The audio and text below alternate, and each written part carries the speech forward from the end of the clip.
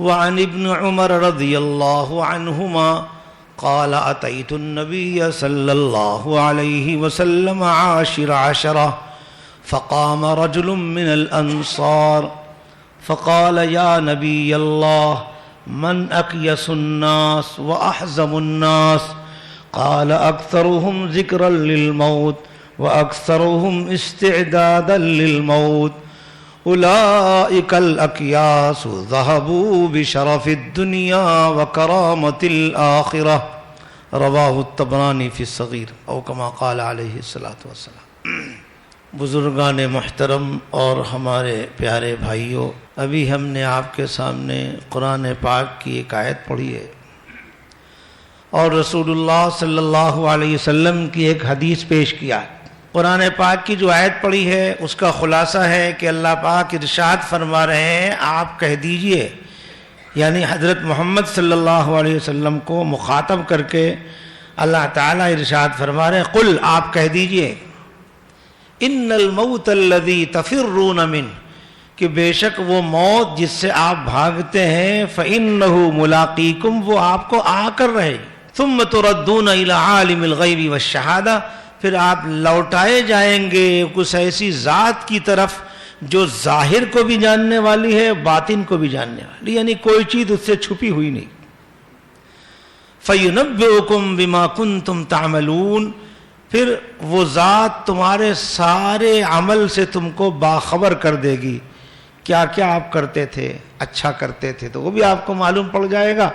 فَمَن يَعْمَلْ مِثْقَالَ ذَرَّةٍ خَيْرًا يَرَهُ وَمَن يَعْمَلْ مِثْقَالَ ذَرَّةٍ شَرًّا يَرَهُ، جو اس دنیا میں ذرہ برابر بھلائی کرے گا اس کا بھی اچھا پھل وہاں دیکھ لے گا، اور جو ذرہ برابر برائی کرے گا اس کا انجام بھی وہاں دیکھ لے گا۔ یہ تو آیت کا خلاصہ ہوا۔ حدیث میں نے جو پڑھی ہے اس حدیث کے راوی ہیں حضرت ابن عمر رضی اللہ تعالی عنہما۔ وہ کہتے ہیں کہ اللہ کے نبی کی خدمت میں حاضر ہوا اس طرح کہ میں 10واں آدمی تھا، میرے علاوہ 9 صحابہ اور موجود تھے، میں 10واں تھا۔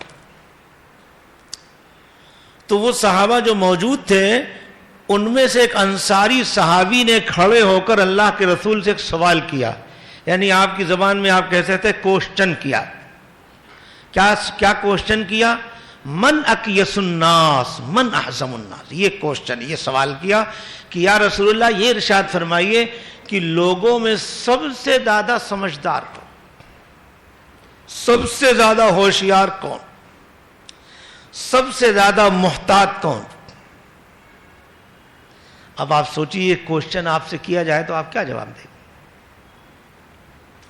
آج کی دنیا میں اگر کسی سے پوچھا جائے کہ صاحب سب سے زیادہ سمجھدار کون ہے، تو کہے گا جس نے بہت زیادہ مال جمع کر لیا ہو، 25-50 لاکھ تو بیلنس ہو کم سے کم، کچھ بلڈنگیں بھی بنا لی ہو کہ اس کا کرایہ بھی آتا ہو، اور اچھی گاڑی بھی ہو، صحت بھی اچھی ہو، بیوی بھی اچھی ہو، بچے بھی اچھے ہوں، دوست احباب بھی اچھے ہوں، کہیں گے صاحب بہت اچھے آدمی، بہت کامیاب ہیں، بہت سمجھدار ہیں، دیکھیے کیسا اپنے فیوچر کو سوچتے ہیں کہ کل کو بیمار ہو گئے تو یہ پیسے کام دیں گے، اور ضرورت پڑی تو یہ بلڈنگ کام دے گی، اور ضرورت پڑی تو اس کے کرائے آتے رہیں گے، دیکھیے کہاں تک کیسا فیوچر کو سوچنے والا۔ لیکن سنیے رسول اللہ صلی اللہ علیہ وسلم نے کیا جواب میں ارشاد فرمایا۔ جب آپ سے پوچھا گیا من اکیس الناس من احزم الناس، کہ سب سے زیادہ ہوشیار، سمجھدار، عقل مند اور بہت محتاط، یا آپ کہہ لیجئے سب سے زیادہ فیوچر کو سوچنے والا کون ہے، تو اس کے جواب میں رسول اللہ صلی اللہ علیہ وسلم نے دو باتیں ارشاد فرمائی، اسے آپ پلے باندھ لیجئے، یاد کر لیجئے، اور اس کی روشنی میں اپنا جائزہ لیتے رہیے کہ آپ کتنے بڑے ہوشیار ہیں اور کتنے بڑے بیوقوف ہیں۔ حضور نے 2 جملہ ارشاد فرمایا، اکثرہم ذکرا للموت و اکثرہم استعدادا للموت، کا سب سے ہوشیار، سمجھدار، محتاط وہ شخص ہے جو لوگوں میں سب سے زیادہ اپنی موت کو یاد رکھتا ہو اور سب سے زیادہ موت کی تیاری میں لگا ہو، کا بس سب سے زیادہ سمجھدار، ہوشیار ہو۔ آپ مانیں یا نہ مانیں، آپ کی زندگی کا ایک ایک دن روزانہ گھٹ رہا ہے، عمر کم ہو رہی ہے، اور روزانہ آپ اپنی قبر سے قریب ہوتے جا رہے ہیں، لہذا قبر کی تیاری بڑھنا چاہیے، فکر آخرت بڑھنا چاہیے، آخرت کے اعمال بڑھنا چاہیے. مگر آج ہماری غفلت کا حال کیا ہے؟ آج امت کا حال یہ ہے کہ جہاں میں ہیں عبرت کے ہر سو نمونے، مگر تجھ کو اندھا کیا رنگ و بو نے. یہ دنیا کی چمک دھمک، یہ بجلیوں کے قمقمے اور یہ سب دنیا کی ظاہری خوبصورتیاں ہمیں ایسا اس میں ڈبا دیتی ہیں کہ ہم اصلی گھر کو بھول جاتے ہیں. ہمارا اصلی گھر جنت ہے، ہم وہیں سے آئے ہیں اور ہم وہیں جانا ہے، اور وہاں جانے کی تیاری کے لیے ہم کو یہاں بھیجا. تو جہاں میں ہیں عبرت کے ہر سو نمونے، مگر تجھ کو اندھا کیا رنگ و بو نے. کبھی غور سے بھی یہ دیکھا ہے تو نے، معمور تھے جو محل وہ اب ہیں سونے. بہت سے محل جو آباد تھے آج وہ سونے. کیسے کیسے گھر اجاڑے موت نے، کھیل کتنوں کے بگاڑے موت نے. پیل تن کیا کیا پچھاڑے موت نے، سر و قد قبروں میں گاڑے موت نے. کر لے جو کرنا ہے آخر موت ہے، ایک دن مرنا ہے آخر موت. رسول اللہ صلی اللہ علیہ وسلم اپنے صحابہ کو آخرت کی اتنی یاد دلاتے تھے، موت کی اتنی یاد دلاتے تھے کہ ایک مرتبہ آپ مسجد میں تشریف لائے تو اپنے صحابہ کو دیکھ لیا کھلکھلا کر ہنس رہے ہیں، ذرا کھل کر ہنس رہے ہیں. یہ کھل کر ہنسنا بھی حضور نے گوارا نہیں کیا. حالانکہ کھل کر ہنسنا جائز ہے، مگر ہاں کھل کر وہ ہنستا ہے جو غفلت کی زندگی گزارتا ہے، بے فکری کی زندگی گزارتا ہے، جسے کوئی ٹینشن ہو، کوئی فکر ہو، کوئی الجھن ہو، وہ کھل کر ہنسے گا. تو جیسی حضور نے اپنے صحابہ کو دیکھا کہ کھل کر ہنس رہے ہیں، اسی وقت ارشاد فرمایا اکثروا ذکر حازم اللذات یعنی الموت. ارے لذتوں کو ختم کر دینے والی چیز موت کو کثرت سے یاد کرو. یہ حضور نے ارشاد فرمایا. اور یہ بھی فرمایا کہ اگر آپ موت کو کثرت سے یاد کرتے تو ہم یہ منظر نہ دیکھتے. کیا منظر حضور نے دیکھا تھا؟ خالی صحابہ کو کھل کر ہنستے ہوئے دیکھا تھا. اور آج ہمارا حال دیکھ لیتے کہ نماز کے لیے موقع نہیں، ذکر کے لیے موقع نہیں، تلاوت کے لیے موقع نہیں، اور رات بھر موبائل کی حرام کاریوں میں، عیاشیوں میں ڈوب رہے ہیں، اسی حالت میں صبح کر رہے ہیں اور اسی حالت میں مر رہے ہیں. اگر یہ حالت حضور دیکھ لیتے تو حضور کو کتنا صدمہ ہوتا. کیا مرنے والے یہی جیا کرتے؟ جب اس بزم سے اٹھ گئے دوست اکثر اور اٹھتے چلے جا رہے ہیں برابر، ہر وقت پیش نظر جب یہ ہے منظر، پھر یہاں پر تیرا دل بہلتا ہے کیوں کر. جگہ جی لگانے کی دنیا نہیں ہے، یہ عبرت کی جا ہے تماشا نہیں. اجل کے معنی موت. اجل نے نہ کسرا ہی چھوڑا نہ دارا، اسی سے سکندر سا فاتح بھی ہارا. ہر ایک لے کے کیا کیا نہ حسرت سے دھارا، پڑا رہ گیا سب یوں ہی ٹھاٹ سارا. جگہ جی لگانے کی دنیا نہیں ہے، یہ عبرت کی جا ہے تماشا نہیں. کیسی زندگی گزر رہی ہے سوچو. اللہ کے رسول کے صحابی کہتے ہیں کہ ہم حضور کی خدمت میں تھے اور صحابی نے سوال کیا کہ سب سے زیادہ سمجھدار کون ہے؟ تو فرمایا جو سب سے زیادہ موت کو یاد رکھے اور سب سے زیادہ موت کی تیاری میں لگا. حضرت عمر ابن عبدالعزیز یہ بہت بڑے اللہ والے گزرے ہیں، بہت بڑے بادشاہ گزرے ہیں. ان کے حالات میں لکھا ہے کان عمر ابن عبدالعزیز یجمع کل لیلۃ الفقہاء ثم یتذاکرون الموت والقیامۃ والآخرۃ ثم یبکون کأن بین ایدیہم جنازہ. کہتے عمر ابن عبدالعزیز کا حال یہ تھا کہ روزانہ اپنے دربار میں بڑے بڑے عالموں کو اور بڑے بڑے خطیبوں کو اور بڑے بڑے واعظوں کو اور بڑی بڑی لمبی تقریریں کرنے والوں کو جمع کرتے اور کہتے آپ موت کے ٹاپک پر بیان کیجئے، آپ قیامت کا تذکرہ کیجئے، آپ آخرت کے عنوان پر بیان کیجئے. کیوں؟ تاکہ آخرت کی یاد آئے. پھر یہ سب بیان سن کے ایسا روتے کأن بین ایدیہم جنازہ، جیسے کہ جنازہ ان کے سامنے رکھا. آج میرے بھائی ہم غفلت کی زندگی گزار رہے ہیں، اس غفلت کے نتیجے میں گناہ عام ہو گیا. اس لیے اس کا علاج یہ ہے موت کو یاد کرو. اور اللہ کے رسول یہ نہیں فرما رہے موت کو، بلکہ فرما رہے موت کو کثرت سے یاد کرو. ایک حدیث میں حضور ارشاد فرما رہے ہیں کہ موت کو جو کثرت سے یاد کرتا ہے تو اللہ تعالیٰ اس کے دل کو زندہ کر دیتے ہیں اور موت کو اس پر آسان بھی کر دیتے ہیں. اور جو موت کو بھول کر زندگی گزارتا ہے. آج بہت سے لوگ مال کمانے میں لگے ہوئے ہیں. ہائے مال ہائے مال. ان کی زندگی کا مقصد بس مال ہی ہو گیا کہ بس ان کو شیطان نے یہ پٹی پڑھا دی کہ خالی مال کما لو تو سب مسئلے حل ہو جائیں گے. مال کما لو گے بڑے بڑے بنگلے آ جائیں گے, مال کما لو گے بڑی بڑی گاڑیاں آ جائیں گی, اور مال کما لو گے نوکر چاکر دائیں بائیں سب رہیں گے, اور مال کما لو گے خوب حسین حسین عورتوں سے شادیاں کرو گے, خوب مستی کرو گے. بس یوں سمجھا رکھا شیطان نے کہ مال تمہارے سارے مسئلے کا. حالانکہ رسول اللہ صلی اللہ علیہ وسلم نے ایسے شخص کو بددعا دی ہے جس نے مال کو ہی اپنی زندگی کا مقصد بنا لیا ہو اور اسی کے لیے مرتا ہو جیتا ہو, حلال و حرام کی پرواہ نہ کرتا ہو. ایک حدیث میں حضور فرما رہے ہیں تعیس عبد الدینار تعیس عبد الدرہم, جو روپے پیسے کا بندہ بن گیا وہ برباد ہو جائے, ہلاک ہو جائے, اس کے پیر میں کانٹا لگے تو کانٹا بھی نہ نکلے. اللہ کے رسول ایسی خطرناک بددعا دے رہے ہیں اس شخص کو جس نے مال کو ہی اپنی زندگی کا مقصد بنا لیا. بھائیو, مال ضرورت کی چیز ہے, محبت اور عظمت کی چیز نہیں. آج ہم مال کمانے میں ایسا ڈوب گئے کہ ہمیں نماز کے لیے موقع نہیں. اللہ کا منادی پکارتا ہے اللہ اکبر, مگر آپ اپنے گناہت میں لگے ہوئے ہیں, اپنی دکان کمانے میں اور دکان سجانے میں اور مال کو جمع کرنے میں لگے. بتاؤں جو خالی مال کو مقصد بنا کے زندگی گزارتا ہے کیسی موت آتی. کما تحیون تموتون, یہ روایت میں ہے کہ آدمی جن اعمال و افعال میں زندگی گزارتا ہے اسی حالت میں اس کی موت آتی. ایک شخص تھا, اس نے بہت سارا مال جمع کیا, ہر لائن کا مال جمع کر لیا اور بہت بڑی عالی شان بلڈنگ بنائی, محل بنایا, اور بہت بڑی شاندار اس کی اوپننگ کی دعوت کی. دوستوں کو بھی بلایا, رشتہ داروں کو بھی بلایا, اور مکان کے 2 بڑے بڑے دروازے بنائے اور ہر دروازے پر واچ مین, چوکیدار, محافظ مقرر کیے.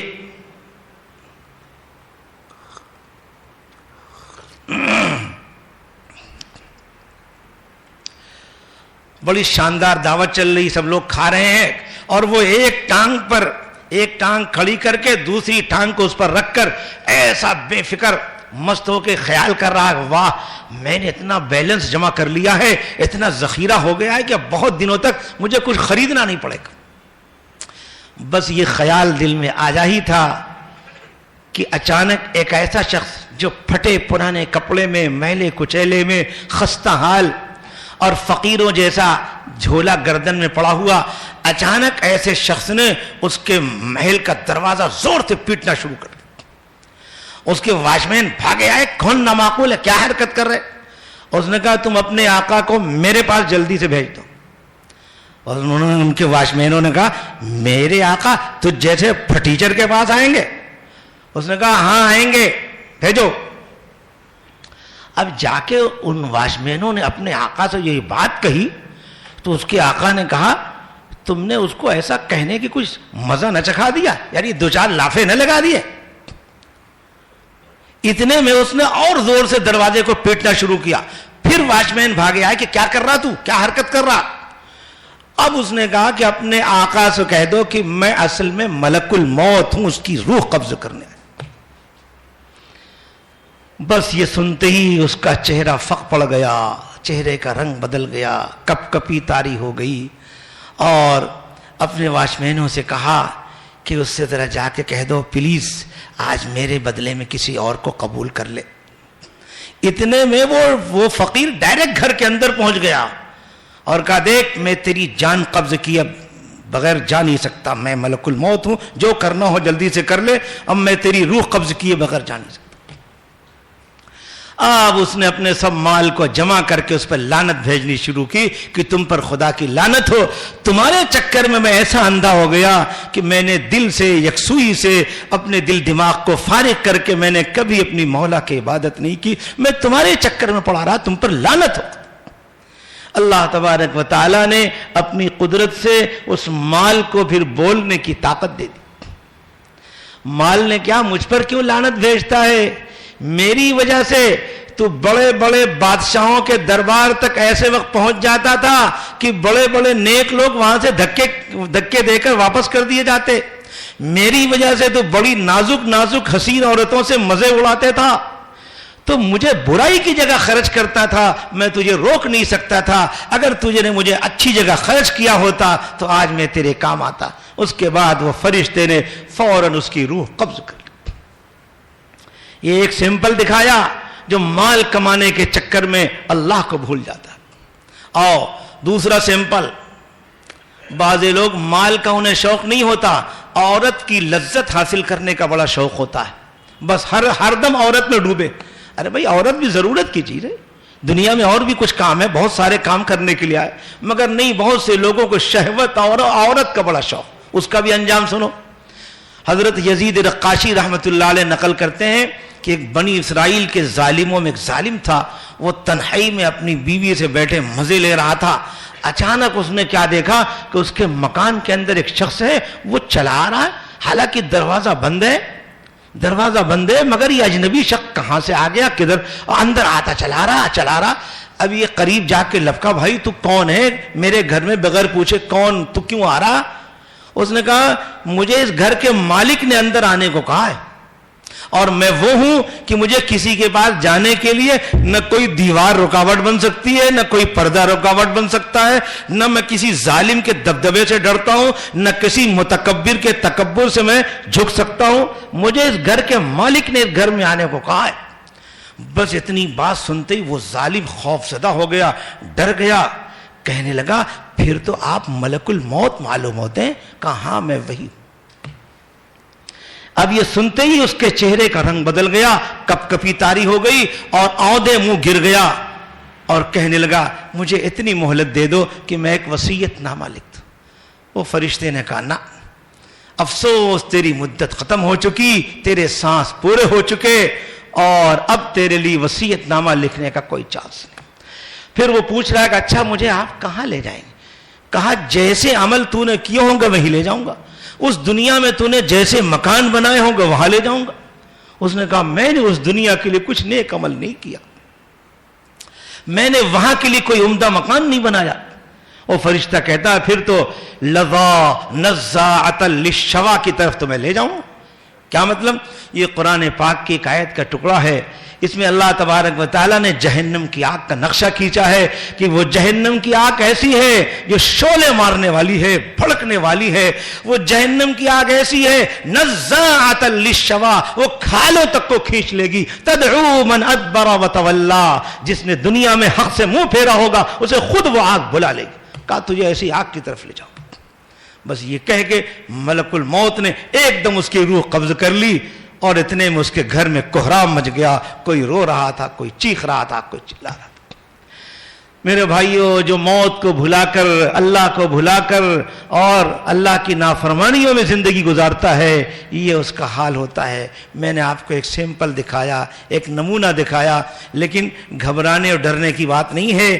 اگر آپ گناہوں کو چھوڑ کر توبہ کر لیں اور پرہیزگاری کی زندگی گزاریں تو اللہ تعالیٰ اپنے اولیاء کا بہت اکرام فرماتے ہیں۔ موت سے پہلے ان کے لیے بشارتیں، اللہ کی طرف سے ان کی مدد آتی ہے۔ سنو یہ دوسرا تصویر کا دوسرا رخ بھی سنو۔ ایک نیک بندہ بھی سفر میں گیا ہوا تھا، وہ بھی سفر میں کہیں جا رہا تھا۔ یہ موت کا فرشتہ اس کے پاس بھی پہنچا، سلام کیا، اس نے سلام کا جواب دیا، کہا مجھے آپ سے ایک بات کان میں کہنی ہے۔ کہا کہو۔ اس نے کہا میں اصل میں ملک الموت ہوں۔ بس یہ سنتے ہی مارے خوشی کے اس کا چہرہ کھل گیا، کہا واہ واہ مجھے تیرا تو بہت انتظار تھا۔ اب یہ موت کا فرشتہ کہتا ہے نہیں آپ جس کام کے لیے سفر میں نکلے ہیں وہ جلدی سے اپنا کام پورا کر لیں۔ وہ کہتا ہے نہیں مجھے اللہ سے ملاقات سے زیادہ کوئی کام پیارا نہیں، اس لیے کہ موت کے بعد، ایک بزرگ کہتے ہیں کہ جب موت کے بعد اللہ رسول سے ملاقات ہوگی تو موت سے ڈرنا کیا؟ حدیث میں آتا الموت تحفۃ المومن، موت تو مومن کا تحفہ۔ کہا نہیں مجھے اللہ سے ملاقات سے زیادہ کوئی کام پیارا نہیں، تم میری روح قبض کرو۔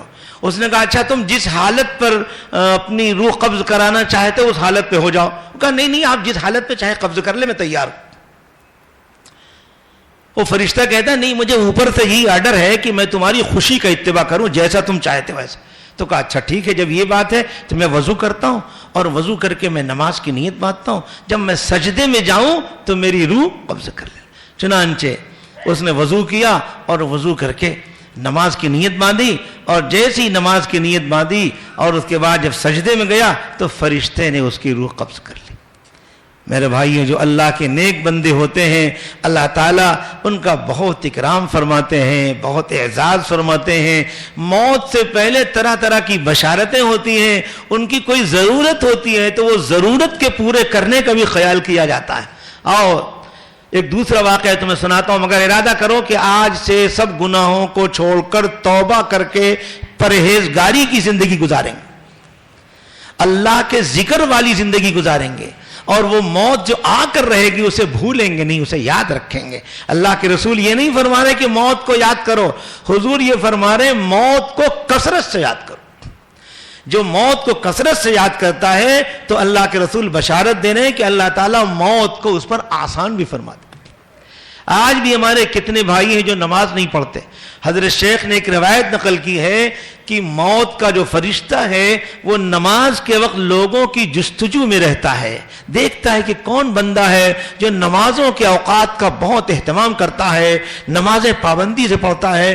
ایسے شخص کو موت کے وقت وہ موت کا فرشتہ خود کلمے کی تلقین کرتا ہے۔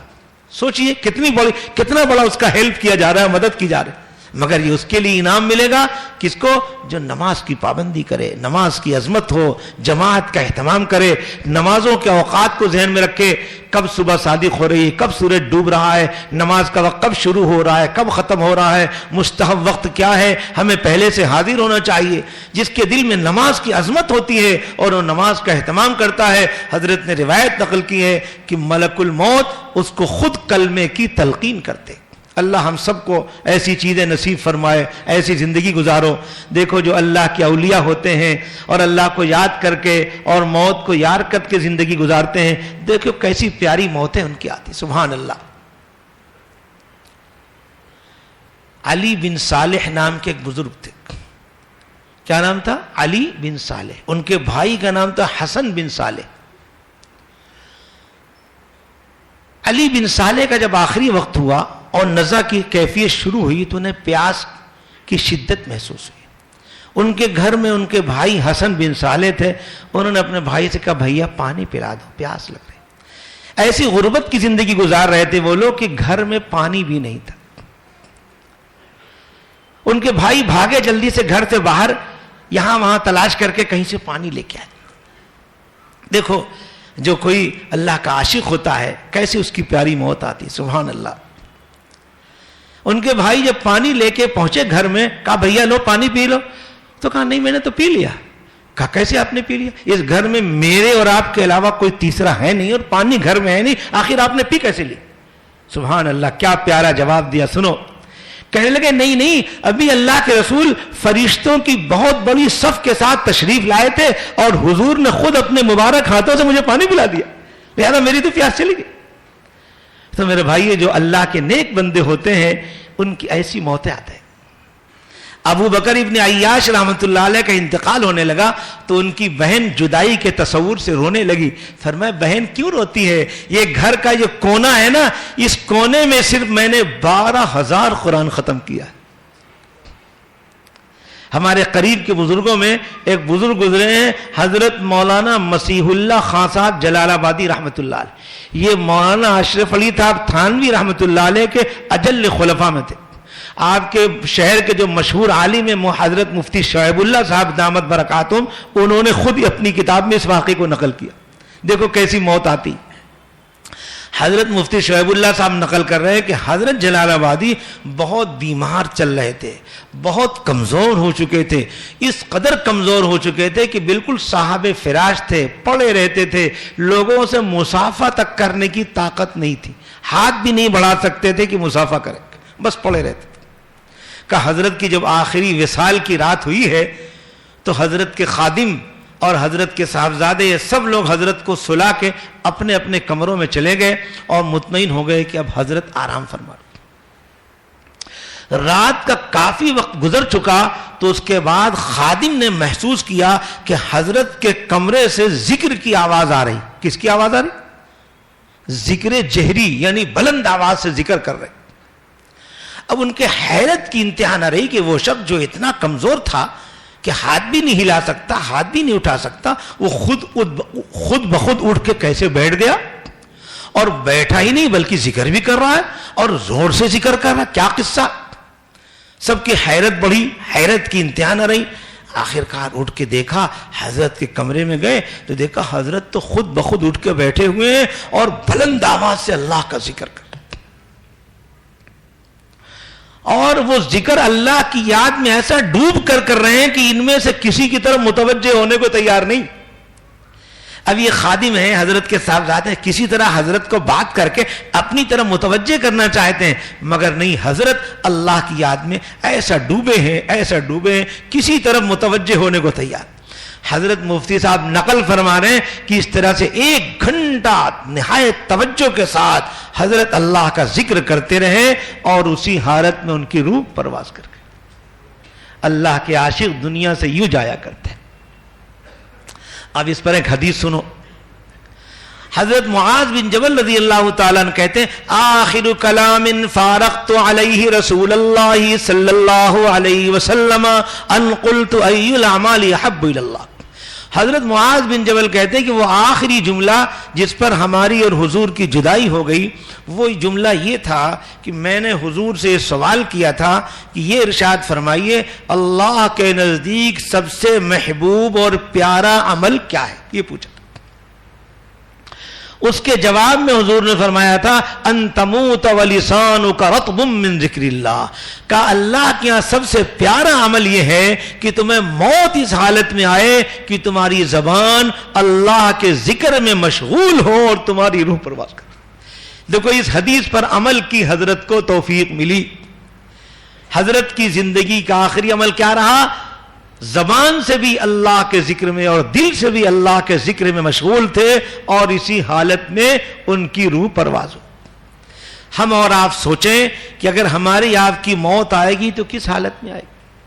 کیوں آدمی جن افعال اور اعمال میں زندگی گزارتا ہے اسی حالت میں موت آتی. آپ سوچیے روزانہ کئی گھنٹہ آپ موبائل کی فالتو چیزوں میں لگے رہتے ہیں, کئی گھنٹہ قرآن پاک کی تلاوت کرتے ہیں, اور کتنی دیر اللہ کا ذکر کرتے ہیں, کتنی دیر آپ کا نماز کا معمول ہے, یہ آپ سوچیے, جائزہ لیجیے. اللہ والے بہت ہوشیار ہوتے ہیں. وہ کیا کرتے ہیں؟ اپنے 24 گھنٹے کے نظام کو نیک کاموں میں ڈیوائیڈ کر دیتے ہیں, تاکہ موت جب بھی آئے ہمیں نیک کام کرتا ہوا پائے. اللہ کے رسول کی حدیث ہے, اذا اراد اللہ بعبدہ خیرا استعملہ. اللہ تعالیٰ اپنے جس کسی بندے کے ساتھ خیر کا فیصلہ فرما دیتے ہیں, بھلائی کا فیصلہ فرما دیتے ہیں, تو اس سے نیک عمل کرواتے ہیں. مرنے سے پہلے اسے نیک عمل کی توفیق دیتے ہیں, اور پھر اس کی روح قبض کرتے ہیں. ہمارے اکابرین کی خالی موت کے واقعات اٹھا کر پڑھو تو حیران ہو جاؤ گے.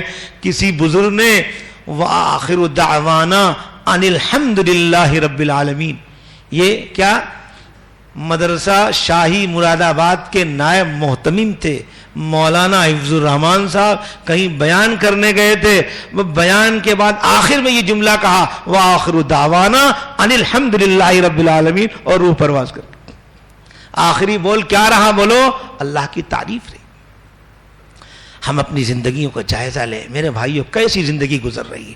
اگر اللہ کی یاد میں, ذکر میں, تلاوت میں, نماز میں, تو بہت مبارک ہو, تاکہ موت جب بھی آئے ہمیں نیک کام کرتا ہوا پائے. اور خدا نخواستہ گانے میں, باجے میں, اور موبائل کی حرام کاریوں میں اور گناہوں میں اگر زندگی گزر رہی ہے اور اسی حالت میں موت آ گئی تو یہ بڑی خطرے کی بات ہے. اللہ تعالی ہم سب کی حفاظت فرمائے, اللہ ہم سب کو معاف فرمائے.